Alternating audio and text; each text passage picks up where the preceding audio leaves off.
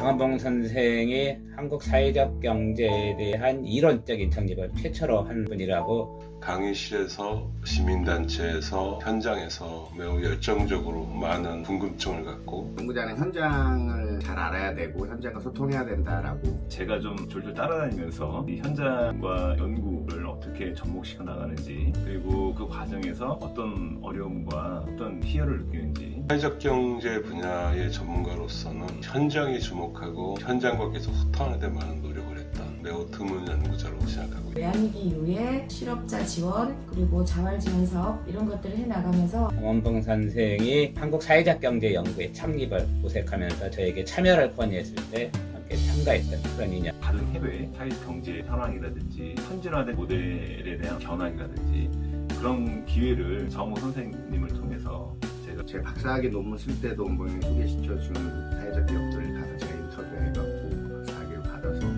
지금 원봉이 형 덕에 이렇게 먹고 살고 있지 않나라는. 많은 활동 기간 내내 좋은 자리, 편안한 일을 마다하고 현장과 함께 호흡하고자 했고 그 안에서 많은 가능성을 찾고자 했던 이 척박한 한국 사회에 연대와 호혜의 경제에 씨앗을 뿌리고 경작한 사람들의 공통의 역사라고 생각을 하고 그의 활동과 그의 생각이 지금도 여전히 유효하다고 생각합니다.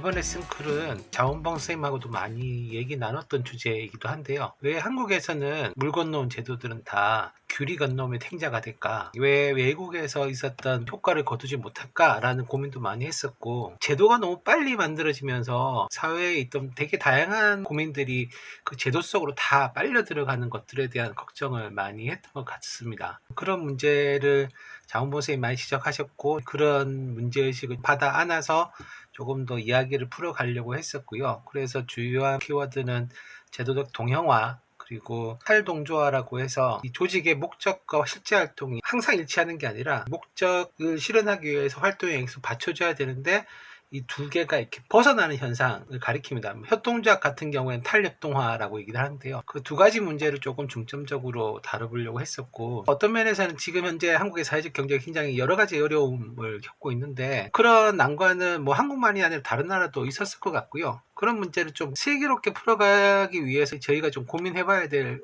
영역들, 그러니까 제도적 동형화가 문제니까 제도를 활용하면 안 된다 이게 아니라 실제로 그 제도를 우리가 원하는 방향으로 쓰기 위해서는 어떤 지점들을 고민해야 될 거냐, 지금의 제도화들이 낳고 있는 문제점들을 어떻게 줄여나가고 활용도를 높여나갈 거냐, 이런 부분에서 조금 고민을 했던 것 같고요. 이걸 어떤 우리가 하고 있는 활동에 대한 평가라고 느끼시기보다는 우리가 지금 하고 있는 일들이 조금 더 우리가 생각하는 목적과 비전에 맞게 가기 위해서 어떤 부분들을 고민해야 할까, 그런 내용들을 같이 고민하는 내용이라고 생각하고 원고들을 읽어주시면 좋겠다라고 저는 개인적으로 생각합니다. 제가 이번에 쓴 글은 사회적 경제는 세상을 얼마나 바꿀 수 있을까 하는 제목을 달고 있는데요. 사회적 경제를 둘러싼 여러 가지 담론들이 있는데, 흔히 실업과 빈곤, 그 밖에 여러 가지 사회 문제를 해결할 것이다. 또 불평등과 양극화를 완화시키고 우리 사회를 좀 더 통합된 사회로 만들어 갈 것이다 라고 하는 얘기들이죠. 다시 말하면 세상을 크게 바꾸어 놓을 것이다 하는 담론과 더불어서 심지어는 사회적 경제라는 개념을 오늘날 자본주의의 문제를 넘어서는 대안적인 경제체제라고까지 주장하는 이야기도 있습니다. 저는 이러한 담론들에 대해서 의문을 갖게 됐고요. 그래서 협동조합 운동이 그동안 세상을 어떻게 변화시켰는가 하는 협동조합 운동 발전의 역사를 좀 살펴보면서 사회적 경제 운동도 그러하지 않을까 하는 추론을 하게 된 거죠. 제 생각에는 오늘날 사회적 경제의 역할과 가능성을 지나치게 과장되게 얘기하는, 심지어 대안적인 경제체제라고 얘기하는 이러한 담론들은 사실에 근거하고 있다기보다는 사실을 많이 이렇게 과장하고 있는 이야기다라는 생각을 하게 됐고, 그러한 과장된 담론이 우리나라 사회적 경제 운동의 올바른 발전에도 크게 도움이 되지 않을 거다, 이런 주장을 담고 있습니다.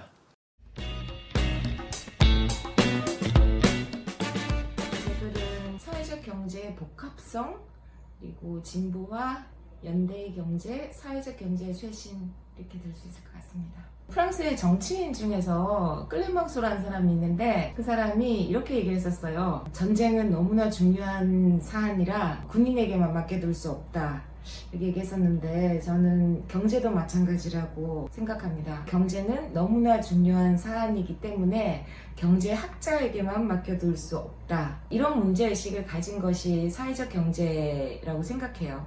그러니까 우리의 살림살이, 삶에 필요한 여러 가지 먹고 사는 것부터 해서 이 사회를 만드는 이 모든 것을 경제학자에게만 맡겨두거나 기업인들에게만 맡겨둘 수 없다는 생각으로 시작한 것이 사회적 경제이고, 그래서 사회적 경제는 새로운 담론이기도 하고, 누가 이런 경제의 주체가 되어야 될 것인가라고 하는 문제이기도 하고, 우리 삶의 어떤 문제를 어떻게 해결할 건가라고 하는 그런 문제로 접근할 수가 있는 것 같습니다. 그렇게 시작한 것이 사회적 경제인데, 시간이 지나가면서 한국에서는 사회적 경제를 기업 중심으로 사고를 하고 있어요.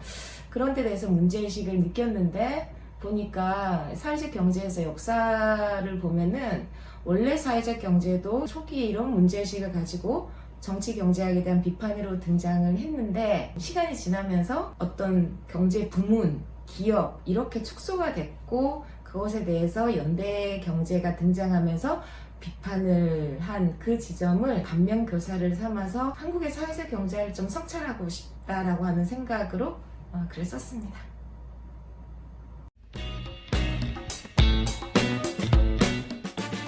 추모지대 원고는 키워드가 이른바 후기 자본주의라고 하는 체제 하에서 공동체라고 하는 이 논의가, 또는 공동체적인 활동, 실천이 어떤 의미가 있을까, 어떤 방식으로 작동하고 있을까, 그거에 관한 내용으로 써봤습니다. 오늘날의 한국 사회뿐만 아니라 전 세계적인 차원에서 지금 이 순간에도 계속해서 작동하고 있는 거대한 이 자본주의 체제의 작동 메커니즘이랄까요? 그런 과정 속에서 우리가 지금 겪고 있는 다양한 삶의 고통들이 굉장히 많은데, 이 고통을 해결하는 방식 중에 나름의 전통을 갖고 있는 경제적인 차원이든 사회적인 차원이든 사회적 협동조합 운동이라든지 사회적 경제 흐름이라든지 그런 대안들이 끊임없이 제기되고 있는데, 그런 흐름이나 대안적인 활동의 그 핵심 가치 중에 하나가 공동체성을 굉장히 강조하는 흐름이 있습니다. 근데 이 공동체성이라고 하는 게 거대한 자본의 강력한 권력이 맞서서 대항할 수 있을까? 그런데 사회적 경제나 협동조합이나 이런 운동들은 계속해서 어떤 그런 공동체적인 논리를 강조하는 방향으로 휴머니즘적인 가치라든지 유사 인격적인 하나의 자원을 가지고 어떤 결속이라든지 어떤 연대나 유대를 조직화하고자 하는 하나의 가치나 신념으로서는 분명히 의미가 있는데, 과연 거대한 이런 자본 권력에 맞설 정도로 제도적으로 또는 체계적인 방식으로 충분히 맞설 수 있는 힘과 가치를 지닐 수 있을까? 그거에 대한 약간의 회의적인 생각, 그리고 그렇다면 계승할 만한 이런 가치를 오늘날의 변화된 이 사회 환경 속에서 어떻게 거기에 맞서는 방식으로 이 공동체적인 자원을 활용해 올 수 있을까, 그런 거에 대한 약간 고민을 담아봤습니다.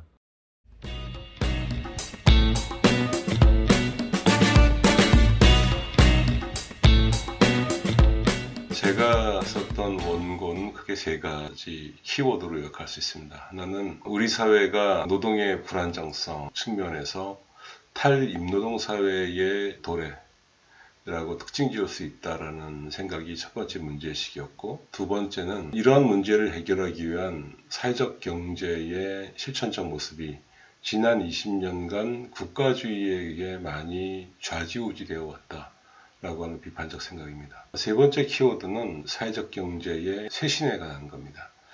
지난 20년간 많은 분들이 노력해서 무엇인가를 바꾸고 일구려고 했지만, 그것이 갖고 있는 한계에 대해서 다시 한번 냉정하게 되돌아보고 혁신의 가능성을 찾았으면 하는 마음을 가지고 이 원고를 작성했습니다. 독자분들에게 조금 더 전달하고 싶었던 메시지는, 한국의 사회적 경제는 특히 지난 10년간을 바라보면 양적으로 많이 확장되었지만 지속 가능성, 자발성, 어떠한 정치 세력에 대해서라도 비판적으로 말할 수 있는 독자성, 이런 것들이 결여되지 않았나 이런 우려를 하고 있습니다. 현재 몸집은 커진 한국의 사회적 경제가 그만큼 성숙한 모습으로 더 많은 사람, 더 많은 사회적 약자를 위해서 변화를 도모할 수 있는 가능성을 찾고 있는지 그것을 좀 반성적으로 봐야 한다고 생각했습니다. 물론 사회적 경제에게 너무 많은 기대를 할 수 없을지 모릅니다. 하지만 사회적 경제가 정치와 경제, 사회를 바꾸는데 많은 역할을 할 수 있는 것도 사실입니다.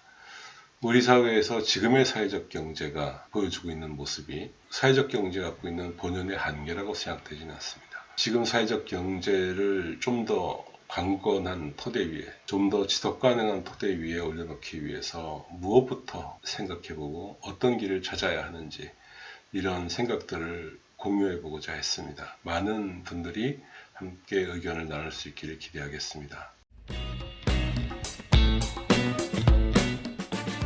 이번에 제가 쓴 글의 주요 키워드는 협동노동, 그리고 호혜, 사회적 경제의 노동, 사회적 경제의 고유성, 이런 등등으로 정리를 할 수 있겠습니다. 제가 장원봉 선생 추모집에 협동노동을 주제로 한 글을 쓴 것은 사회적 경제가 역사적으로 노동자들의 결사체 조직화, 여기에서 비롯되었음에도 불구하고 오늘날 한국의 사회적 경제 현장에서 노동에 대한 문제의식이 많이 좀 결핍되었다고 하는 그런 판단에서입니다. 게다가 사회적 경제의 노동은 2차 노동시장, 즉 열악한 노동시장으로 사실은 규정을 받고 있는데, 이렇듯 노동시장의 측면에서의 낮은 지위와 노동에 대한 상상력의 결핍, 이런 부분들을 극복할 수 있는 논의가 필요하다고 생각해서 글을 쓰게 되었습니다. 구체적으로는 사회적 경제 노동관이 되기 위해서는 사회적 경제의 고유성을 지니고 있어야 한다고 생각을 했고요. 사회적 경제의 고유성이라고 하는 것은 호혜라고 하는 개념에서 나온다고 생각을 했습니다. 그래서 그런 관점 하에서 사회적 경제의 고유성을 설명을 하고 협동노동이라고 하는 개념이 사회적 경제의 고유성을 가지고 있다고 하는 내용으로 글을 구성했습니다.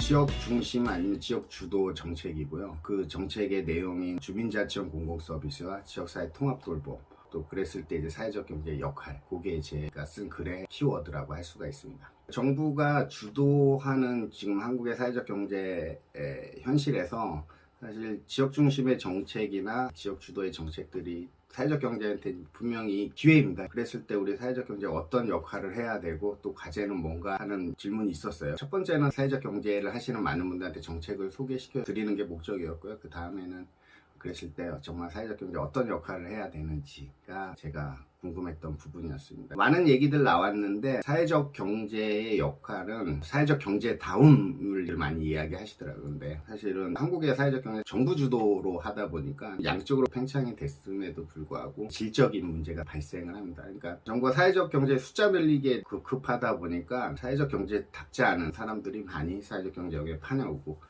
그런 걸로 이제 사회적 경제들이 오해가 될 수도 있고 많은 사회적 경제 싫어하는 사람들한테 지적을 받을 수 있는 그런 상황들이 벌어지고 있는 게 저는 현실이라고 생각해요. 그래서 앞으로는 좀 우리 한국의 사회적 경제에 계신 분들도 우리가 사회적 경제 다음이 뭔지에 대해서 좀 고민해야 되지 않을까라는 생각을 하고 있습니다.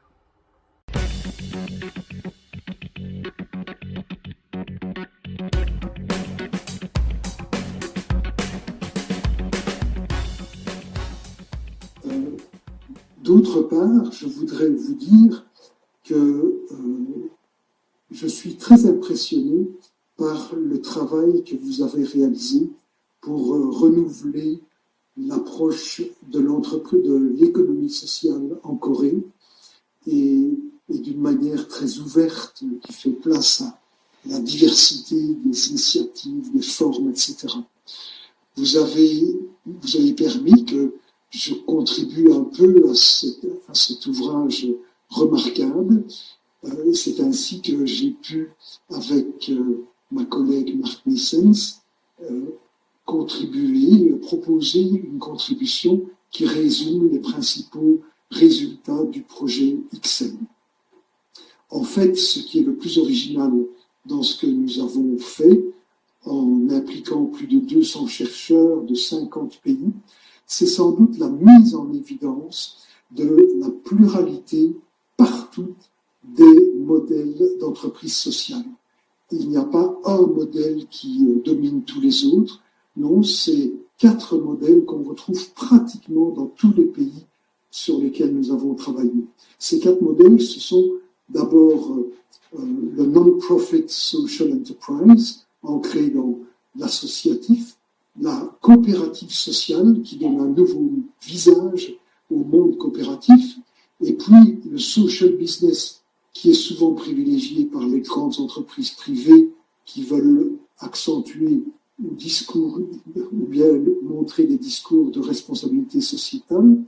Et enfin, un 4e modèle, pas partout, mais très, très présent néanmoins, c'est le publicly controlled ou publicly supported social enterprise, là où le pouvoir public joue un rôle important dans la création et la vie de certaines entreprises sociales. Je pense qu'avec ça, je vous ai livré l'essentiel, mais je voudrais souligner combien la question de la diversité doit être au centre de multiples travaux d'avenir. La diversité dans l'économie sociale, dans l'entrepreneuriat social, c'est un peu comme la démocratie dans la sphère politique. S'il n'y a qu'une proposition, elle devient dominatrice et elle ne fait pas de place à la contestation, à l'expérimentation d'autres initiatives. La pluralité, c'est la charpente une garantie de la liberté des membres, des initiateurs à travers toute l'économie sociale.